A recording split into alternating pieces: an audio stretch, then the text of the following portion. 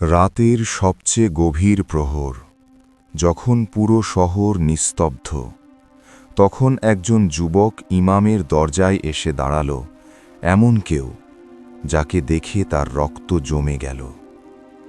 সেই রাতে যা ঘটেছিল তা শুনলে আপনার শির দাঁড়া বেয়ে একটা ঠান্ডা স্রোত নেমে যাবে। পুরনো এক নগরীর একেবারে শেষ প্রান্তে দাঁড়িয়ে আছে একটি বিশাল মসজিদ। তার গায়ে লাগোয়া ছোট্ট একটি কক্ষ, যেখানে বাস করেন তরুণ ইমাম আহম্মদ। বয়সে নবীন হলেও তার প্রজ্ঞা আর জ্ঞানের গভীরতা দেখে নগরীর প্রবীণরাও শ্রদ্ধায় মাথা নত করে। সেই রাতে আহম্মদ হারিকেনের ক্ষীণ আলোয় বসে কিতাব অধ্যয়ন করছিলেন, যার দিকে নিস্তব্ধতা। হঠাৎ দরজায় জোরে জোরে আঘাতের শব্দ। তিনি ধীর পায়ে এগিয়ে গিয়ে দরজাটা ফাঁক করতেই একটি দেহ ভেতরে আছড়ে পড়ল। আহম্মদ তৎক্ষণাৎ পিছিয়ে সরলেন। মেঝেতে পড়ে থাকা নারীটি তীব্রভাবে হাঁপাচ্ছে। তার পরনে দামি রেশমের বস্ত্র, গলায় ঝুলছে মূল্যবান অলংকার, হাতে রঙিন চুড়ি। পোশাকের ধরন আর কপালে লেগে থাকা সিঁদুরের ম্লান চিহ্ন স্পষ্ট জানান দিচ্ছে এই নারী হিন্দু সম্প্রদায়ের কেউ। আহম্মদ সঙ্গে সঙ্গে দৃষ্টি সরিয়ে নিলেন, কিন্তু নারীটি ছুটে এসে তার পা জড়িয়ে ধরল। অনুনয়ে ভরা কণ্ঠে বলল, আমাকে তাড়িয়ে দেবেন না, ওরা আমার প্রাণ নেবে। আহম্মদ কঠিন স্বরে বললেন, আপনি কে? মধ্যরাতে একজন অপরিচিত নারী আমার এই কক্ষে, এটা কোনোভাবেই সম্ভব নয়। আপনাকে এক্ষুনি চলে যেতে হবে। তখন নারীটির কণ্ঠ কান্নায় ভেঙে পড়ল। সে বলল, আমি বুঝি এটা আপনার বিশ্বাসের প্রতিপন্থী, কিন্তু আমার আর কোনো আশ্রয় নেই। আমি এই নগরীর প্রধান বণিকের কন্যা, আমার নাম নীলা। আজ রাতেই শাসনকর্তা আমার পিতাকে খুন করেছে। এখন তার লোকেরা আমাকে তন্ন তন্ন করে খুঁজছে। বাইরে পা রাখলেই ওরা আমাকে ছিন্ন ভিন্ন করে ফেলবে। শুধু এই একটি রাত। আহম্মদ স্তব্ধ হয়ে গেলেন। নগরীর শাসনকর্তা জালেম খান এক নিষ্ঠুর অত্যাচারী। তার লোলুপ চোখ থেকে এই নগরীতে কারোরই রেহাই নেই। কিছুক্ষণ নীরবতার পর আহম্মদ বললেন, আপনি কি বোঝেন এখানে আপনার উপস্থিতি কতটা ভয়ঙ্কর? কেউ জানতে পারলে আমার আর আপনার দুজনেরই পরিণতি হবে মৃত্যু। সমাজ এটা কখনো মেনে নেবে না। নীলা কাঁপতে কাঁপতে উত্তর দিল, বাইরেও তো মৃত্যুই অপেক্ষা করছে। আপনার এখানে থাকলে হয়তো অপবাদ আসবে, কিন্তু বাইরে গেলে সম্মান আর জীবন দুটোই শেষ। আমি শুনেছি আপনাদের ধর্মে আমানত রক্ষা করা সবচেয়ে বড় কর্তব্য। আজ আমি আপনার কাছে আমানত। আপনি কি সত্যি আমাকে শকুনের মুখে ফেলে দেবেন? এই কথায় আহম্মদের কপালে গভীর ভাঁজ পড়ল। একপাশে কঠোর ধর্মীয় বিধান আর সামাজিক রীতি, অন্য পাশে একজন অসহায় মানুষের জীবন আর সম্ভ্রম। ইসলাম নিপীড়িতের পাশে দাঁড়াতে বলে, কিন্তু পরিস্থিতি অসম্ভব জটিল। অবশেষে আহম্মদ সিদ্ধান্ত নিলেন, যে পরিণতিই আসুক তিনি সাহায্য করবেন। দরজাটি শক্তভাবে বন্ধ করে মোটা কাঠের খিল তুলে দিলেন। তারপর বললেন, আমি আপনাকে আশ্রয় দিচ্ছি, তবে শর্ত আছে। ভোরের আজানের আগেই আপনাকে এখান থেকে বের হতে হবে। আর যতক্ষণ আমি এই ঘরে, আপনি ওই কোণায় পর্দার পেছনে থাকবেন। কোনো অবস্থাতেই সামনে আসবেন না। নীলা কৃতজ্ঞতায় মাথা নাড়ল। তারপর দ্রুত ঘরের কোণে রাখা পুরনো পর্দার আড়ালে নিজেকে গুটিয়ে নিল। আহম্মদ আবার কিতাবের সামনে বসলেন, কিন্তু চোখ অক্ষরে নেই। কান পেতে আছেন বাইরের প্রতিটি শব্দের দিকে। এভাবে মিনিট 10 কাটল। তারপর ভেসে এলো ঘোড়ার খুরের ক্রমবর্ধমান আওয়াজ। অনেকগুলো ঘোড়া। আহম্মদের বুকের ভেতর কেঁপে উঠল। জালেম খানের সেনারা এসে পড়েছে। বাইরে থেকে গর্জন শোনা গেল, ইমাম সাহেব, দরজা খুলুন। আহমদ নিজেকে সংযত রেখে দরজার কাছে গেলেন, কিন্তু খুললেন না।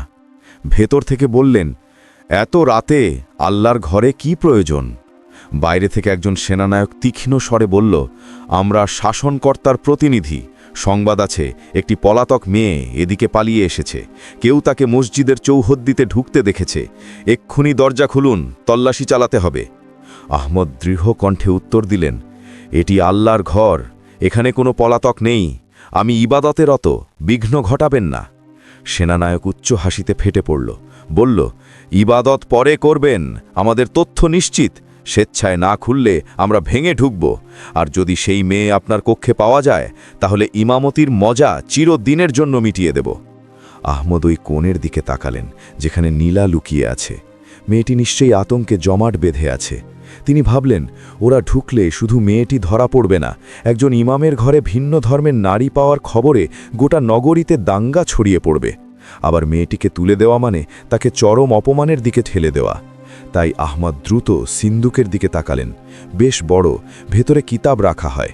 ফিসফিসিয়ে বললেন, ওরা দরজা ভাঙবে, আপনাকে এই সিন্দুকে ঢুকতে হবে, শ্বাস নিতে কষ্ট হবে, কিন্তু এছাড়া পথ নেই। নীলা একটি প্রশ্নও করল না, নিঃশব্দে সিন্দুকের ভেতর কুকড়ে বসল। আহমদ ডালা নামিয়ে দিলেন, কিন্তু পুরোপুরি তালা দিলেন না, যেন সামান্য বাতাস ঢুকতে পারে। নিজের গায়ের জুব্বা খুলে সিন্দুকের ওপর ছড়িয়ে দিলেন, তারপর জায়নামাজ বিছিয়ে ঠিক সিন্দুকের সামনেই নামাজে দাঁড়িয়ে গেলেন। ঠিক তখনই প্রচণ্ড শব্দে দরজার খিল ভেঙে ৩ জন সশস্ত্র সৈনিক ঘরে ঢুকে পড়ল, হাতে উন্মুক্ত তলোয়ার। সেনানায়ক সামনে এগিয়ে এলো। আহমদ তখন সেজদায়, তিনি নড়লেন না। পুরো ঘরটা তন্ন তন্ন করে খোঁজা হলো, কিচ্ছু পাওয়া গেল না। তারপর সেনানায়কের চোখ গিয়ে পড়ল সেজদারত আহমদের সামনে রাখা বড় সিন্দুকটির দিকে। সে তলোয়ারের ডগা দিয়ে সিন্দুকের উপর থেকে জুব্বাটা সরালো। ঠিক সেই মুহূর্তে বাইরে থেকে একজন সৈনিক ছুটে এসে চিৎকার করল, সেনাপতি, খবর এসেছে, মেয়েটিকে নদীর ঘাটের দিকে দৌড়াতে দেখা গেছে, আমরা এখানে অযথা সময় নষ্ট করছি। সেনানায়ক একবার আহমদের দিকে তাকালো, তারপর সিন্দুকের দিকে। সন্দেহ তখনও তার চোখে জ্বলছে। সে বলল, ইমাম সাহেব, নামাজ কি শেষ হবে না, নাকি নামাজ শেষে কোনো গোপন রহস্য উন্মোচিত হবে? আহমদ ধীরে আল্লাহু আকবার বলে সোজা হয়ে বসলেন। সেনানায়কের চোখে চোখ রেখে বললেন, আল্লাহর ঘরে অস্ত্র হাতে প্রবেশ করেছেন, এটি কি শাসকের নির্দেশ, নাকি আপনারা স্রষ্টার চেয়েও বড় কোনো কর্তৃত্বের অধিকারী হয়ে গেছেন? সেনানায়ক রুক্ষ স্বরে বলল, তর্ক বাদ দিন, সিন্দুকে কি রাখা? আহমদ বিন্দুমাত্র টলেননি, বললেন, আল্লাহর কালাম, পবিত্র কিতাব, চাইলে খুলে দেখতে পারেন, তবে মনে রাখবেন, যদি ভেতরে আপনাদের খোঁজার বস্তু না মেলে, তাহলে আল্লাহর ঘরের এই অবমাননার জবাব বিচারের দিনে দিতে হবে। আহমদের কণ্ঠের সেই অচঞ্চল গাম্ভীর্য সেনানায়ককে এক মুহূর্তের জন্য থমকে দিল। সে ভাবল, একজন ইমাম মিথ্যা বলতে পারে না। অতঃপর সঙ্গীদের বলল, চলো ঘাটের দিকে যাই, এখানে সময় নষ্ট করে লাভ নেই। সৈন্যরা বেরিয়ে গেল। ভাঙা দরজাটা দড়াম করে লাগিয়ে দিয়ে গেল। আহমদ দ্রুত উঠে দরজা কোনো মতে আটকালেন, তারপর ছুটে গিয়ে সিন্দুকের ডালা তুললেন। নীলা জ্ঞান হারিয়ে ফেলেছে। অক্সিজেনের অভাবে তার ঠোঁট নীল হয়ে গেছে। আহমদ তাকে বের করে মেঝেতে শোয়ালেন, মুখে পানি ছিটিয়ে দিলেন। কিছুক্ষণ পর নীলা চোখ মেলল, দীর্ঘ এক শ্বাস নিল। আহমদ স্বস্তিতে বললেন, ওরা চলে গেছে, কিন্তু বেশিক্ষণ দূরে থাকবে না, ঘাটে গিয়ে আপনাকে না পেলে আবার ফিরে আসবে। নীলা উঠে বসে কৃতজ্ঞ কণ্ঠে বলল, আপনি আমার জীবন রক্ষা করেছেন, কিন্তু এখন কোথায় যাব? আমার বাড়ি পুড়ে ছায়, আত্মীয়রা ভয়ে দরজা বন্ধ করে রেখেছে। আহমদ কিছুক্ষণ ভাবলেন, তারপর বললেন, নগরীর পশ্চিম তোরণের কাছে পুরনো গোরস্থান আছে, সেখানে একজন বৃদ্ধ খাদেম থাকেন, আমার অত্যন্ত বিশ্বস্ত মানুষ। আপাতত সেখানেই লুকিয়ে রাখা ছাড়া উপায় নেই। তবে সমস্যা হল, পশ্চিম তোরণে পৌঁছতে হলে মূল বাজারের মধ্য দিয়ে যেতে হবে, আর সেখানে এখন কড়া পাহারা চলছে। নীলা বলল, আমি প্রস্তুত, আপনি যা নির্দেশ দেবেন তাই করব। আহমদ বললেন, এই পোশাকে যাওয়া অসম্ভব, এটা দেখলেই ওরা সব বুঝে যাবে। তিনি আলমারি থেকে একটি কালো বোরখা বের করলেন, তার মায়ের স্মৃতিচিহ্ন, যত্নে রেখে দেওয়া। বললেন, এটি পরে নিন, সম্পূর্ণ ঢেকে ফেলুন, একটি শব্দ মুখ থেকে বের করবেন না। কেউ প্রশ্ন করলে আমি সামলাব। আপনাকে আমার স্ত্রী সেজে আমার পাশে হাঁটতে হবে। নীলা চমকে বলল, স্ত্রী পরিচয় দেব? আহমদ বললেন, এছাড়া কোনো রাস্তা নেই। প্রহরীরা আটকালে বলবো, আমার স্ত্রী হঠাৎ অসুস্থ হয়ে পড়েছে, হাকিমের কাছে নিচ্ছি। দেরি করার সুযোগ ছিল না। বোরখা পরিধানের পর নীলা যেন সম্পূর্ণ ভিন্ন মানুষ হয়ে গেল।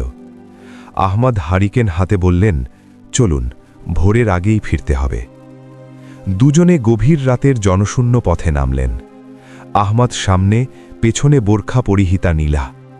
কিছুদূর যেতেই বাজারের মোড়ে দেখা গেল মশালধারী প্রহরীরা প্রত্যেক পথিককে থামাচ্ছে। আহমদ ফিসফিসিয়ে বললেন, ভয় পাবেন না, আমার কাছে থাকবেন, কিন্তু হাত ধরবেন না, দূরত্ব রাখবেন, তবে বেশি দূরেরও সরবেন না। প্রহরীদের সামনে আসতেই একজন পথ আগলে দাঁড়াল। কোথায় যাওয়া হচ্ছে এত রাতে? আহমাদ হারিকে নুচিয়ে ধরলেন, যেন আলো তার নিজের মুখে পড়ে। বললেন, আমি মসজিদের ইমাম আহমাদ। প্রহরীটি চিনতে পেরে বলল, মাফ করবেন হুজুর, কিন্তু এত রাতে কেন বাইরে? আহমাদ শান্তভাবে বললেন, আমার স্ত্রী হঠাৎ তীব্র পেটের ব্যথায় কাতর হয়ে পড়েছে। পশ্চিম পাড়ার হাকিমের কাছে নিচ্ছি, দেরি করার সুযোগ ছিল না। প্রহরীটি বোরখা পরা নারীর দিকে তাকিয়ে বলল, কিন্তু হুজুর, আজ রাতে কড়া নজরদারি চলছে। শাসনকর্তার আদেশ, সন্দেহজনক কাউকে দেখলেই আটক করতে হবে। একজন পলাতক আসামিকে খোঁজা হচ্ছে। আহমাদ বললেন, আমি কি পলাতক, নাকি আমার অসুস্থ স্ত্রী? আমাদের যেতে দিন, দেরি হলে বিপদ হতে পারে। প্রহরীটি দ্বিধায় পড়ল। তখন পাশ থেকে আরেকজন এগিয়ে এসে বলল, হুজুরকে যেতে দে, উনি তো মিথ্যে বলবেন না। তাছাড়া সেই পলাতক তো হিন্দু মেয়ে, আর ইনি হুজুরের স্ত্রী। পথ ছাড়। প্রহরীরা সরে দাঁড়াল। আহমাদ সামনে পা বাড়ালেন। নীলা নিঃশব্দে অনুসরণ করল। দুজনের বুকেই তখন ঝড় বইছে। কিছুদূর যেতেই আরেকটি চৌকি। সেখানে দাঁড়িয়ে এক বিশাল দেহী প্রহরী, কালু। এই মানুষটি শ্বাসের গন্ধ শুকে বলে দিতে পারে কে আপন আর কে পর। কালু দূর থেকেই তাদের আসতে দেখে মাটিতে কুঠার ঠুকে গর্জন করল, থামো! আহমদ থমকে গেলেন। এই মানুষকে কথায় ভোলানো যাবে না। কালু এগিয়ে এসে নীলার কাছে গেল, গভীরভাবে নিঃশ্বাস টানল। তারপর কর্কশ গলায় বলল, এই নারীর শরীর থেকে দামি রেশমের গন্ধ আসছে। গরিব ইমামের স্ত্রী রেশম পরে না। আর বোরখার নিচে সোনার নুপুরের শব্দ, ওটাও আমি ধরেছি। আহমদ শিউরে উঠলেন। বোরখার তলায় নীলার নুপুর আর রেশমি বস্ত্র, সেগুলো খোলার সময়ই পাওয়া যায়নি। কালু কুঠার তুলে গর্জন করল, বোরখা খোলো, আমি দেখতে চাই কে ভেতরে। আহমদ কালুর সামনে গিয়ে সোজা দাঁড়ালেন। তার হাতে কোনো অস্ত্র নেই, আছে শুধু বিশ্বাসের শক্তি। বললেন, একজন নারীর আবরণে হাত দিতে হলে আগে আমাকে শেষ করতে হবে। কালু হেসে বলল, তাহলে তাই হোক। কুঠার ঘুরিয়ে আঘাত করতে উদ্যত হল। ঠিক সেই মুহূর্তে অন্ধকারের ভেতর থেকে একটি তীর ছুটে এসে বিঁধল কালুর হাতে। কুঠারটা ছিটকে পড়ে গেল মাটিতে। অন্ধকার থেকে একটি পরিচিত কণ্ঠ ভেসে এলো, দৌড়ান হুজুর! আহমাদ আর নীলা এক মুহূর্ত দেরি না করে গেটের পাশের সংকীর্ণ সুড়ঙ্গ পথে ঢুকে পড়ল। সুড়ঙ্গ পেরিয়ে নগর প্রাচীরের বাইরে বের হয়ে গোরস্থানের দিকে ছুটলেন। অন্ধকারে হোঁচট খেতে খেতে এগোচ্ছেন। নীলার শ্বাসকষ্ট হচ্ছে। ভারী রেশম বোরখার নিচে শরীরে জড়িয়ে আছে। পেছনে মশালের আলো আর সৈনিকদের চিৎকার। গোরস্থানের ভাঙা প্রাচীর দিয়ে তারা ভেতরে ঢুকলেন। শত শত বছরের পুরনো কবর, কোনোটা ভেঙে পড়েছে, কোনোটা আগাছায় ডুবে আছে।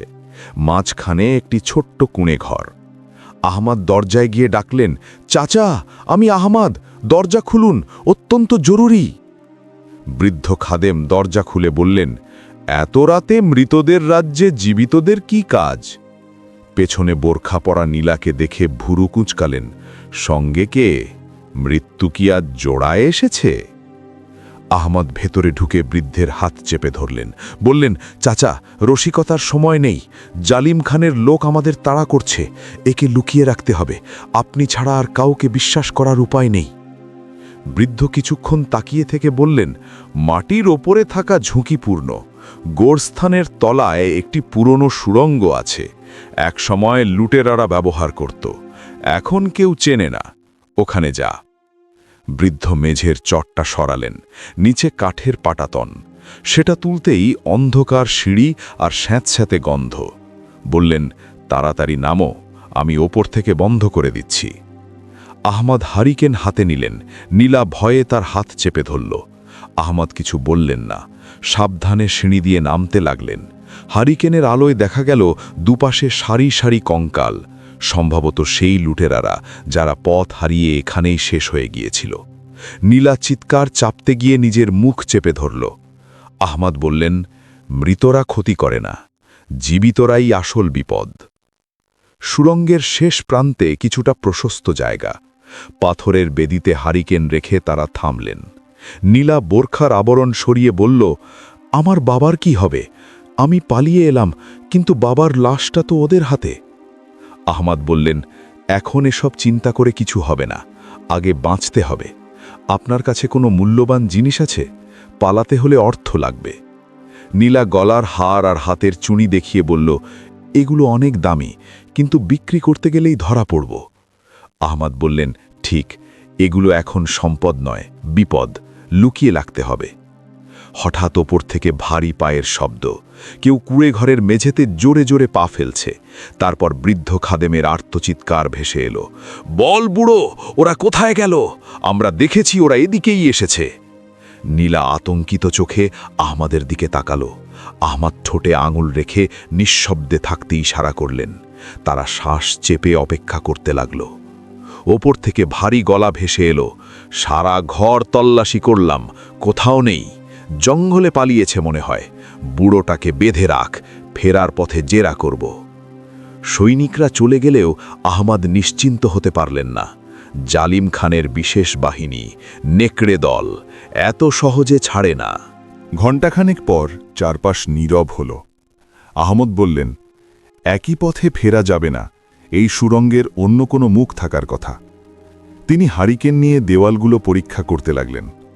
শেষ প্রান্তে একটি দেওয়ালের পাথর আলগা মনে হল। ধাক্কা দিতেই একটা পাথর নড়ে উঠল। দুজনে মিলে পাথরগুলো সরালেন। ওপাশে আরেকটি অন্ধকার পথ, কিন্তু সেখান থেকে বাতাসের ঝাপটা আসছে, মানে ওটা বাইরের দিকে বেরিয়েছে। অনেকটা পথ হাঁটার পর তারা একটি ঝোপের আড়ালে বের হলেন। জায়গাটা সম্পূর্ণ অচেনা। দূরে নগরীর আলো দেখা যাচ্ছে, কিন্তু উল্টো দিকে তারা প্রাচীরের বাইরে চলে এসেছেন। নীলা বলল, এটা কোথায়? আহমদ চারপাশ দেখে বললেন, শয়তানের টিলা। নদী এখান থেকে খুব কাছে, আমাদের পার হতে হবে। কিন্তু নদীর দিকে এগোতেই তাদের পথ আটকালো এক ছায়া মূর্তি। ঝোপের আড়াল থেকে বের হল, হাতে ধনুক, মুখ কালো কাপড়ে ঢাকা। বলল, আমি জানতাম তোমরা এই পথেই বেরোবে। কিন্তু কণ্ঠস্বরটি নারীর। আহমদ সতর্ক হলেন, তুমি কে? সেই তীর কি তুমি ছুঁড়েছিলে? ছায়ামূর্তি মুখের আবরণ সরাল।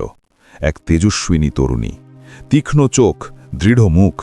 বলল, আমি সারা, জালেম খানের দরবারে কাজ করি, কিন্তু আসলে আমি বিদ্রোহীদের গুপ্তচর। নীলা দেবীকে রক্ষা করা আমার দায়িত্ব। নীলা বিস্মিত হয়ে বলল, তুমি আমাকে চেনো? সারা বলল, আপনার পিতা আমাদের দলকে বহুবার সাহায্য করেছেন। তার মৃত্যুর সংবাদ পেয়েই আমি বের হয়েছি। ইমাম সাহেব, আপনি অসীম ঝুঁকি নিয়েছেন, এখন থেকে দায়িত্ব আমার। আহমদ বললেন, একা পারবে না, জালেম খানের নেকড়ে দলও তোমাদের গন্ধ ধরে ফেলবে, নদী পার হওয়া সহজ হবে না। সারা বলল, নৌকা প্রস্তুত আছে, কিন্তু সমস্যা অন্যত্র। জালেম খান নগরীর সব মাঝিকে হত্যা করেছে, যাতে কেউ পালাতে না পারে। আমাদের নিজেদেরই চালাতে হবে। তাছাড়া নদীতে আজ রাতে রাজকীয় টহল জারি আছে। আহমদ বললেন, তাহলে উপায়?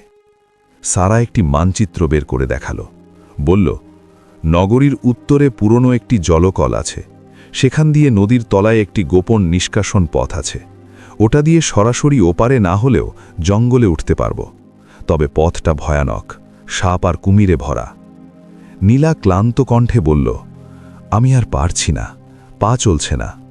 আহমদ বললেন, থামার সুযোগ নেই, চলুন জলকলের দিকে। তিনজন অন্ধকারে উত্তর দিকে রওনা দিল, কিন্তু তারা জানত না পেছনে কালু তাদের অনুসরণ করছে। গেটে তীরের আঘাতে তার হাত ক্ষতবিক্ষত হলেও সে দমে নেই। রক্তাক্ত হাতে কুকুরের মতো গন্ধ শুকে শুকে পিছু নিয়েছে, সঙ্গে আরও 10 জন হিংস্র যোদ্ধা। জলকলে পৌঁছতে পৌঁছতে ভোর হয়ে এলো। দূর থেকে ফজরের আজান ভেসে আসছে। আহমদের বুক মোচড় দিয়ে উঠল। আজ তিনি তার মসজিদে নামাজ পড়াতে পারলেন না, হয়তো আর কোনোদিনও পারবেন না। পুরনো জলকলটি বিশাল পাথরের তৈরি, নিচ দিয়ে কালো নোংরা স্রোত নদীতে মিশছে। সারা বলল, এই দূষিত পানির ভেতর দিয়েই যেতে হবে। নীলা বিতৃষ্ণায় মুখ ফেরাল, কিন্তু কিছু বলল না। তারা নামতে শুরু করল। কোমর সমান পানি, অসহ্য দুর্গন্ধ। হঠাৎ পেছনে বিকট শব্দ। কালু তার বাহিনী নিয়ে হাজির। চিৎকার করে বলল, শয়তানের বাচ্চারা, ভেবেছিস পালাতে পারবি? সামনে নদী, পেছনে কালু, দুপাশ অবরুদ্ধ। আহমদ সারাকে বললেন, তোমরা ড্রেনের ভেতরে ঢোকো, আমি ওদের ঠেকাচ্ছি। সারা প্রতিবাদ করল, অসম্ভব, আপনি মারা যাবেন। আহমদ মৃদু হেসে বললেন, ইমামের কাজ শুধু নামাজ পড়ানো নয়, অন্যায়ের সামনে বুক পেতে দাঁড়ানাও। তোমরা যাও। প্রিয় শ্রোতারা, আজকের পর্ব এখানেই শেষ। পরবর্তী অংশ শুনতে চাইলে ভিডিওটিতে লাইক দিন আর মন্তব্যে জানান। ভালো থাকবেন।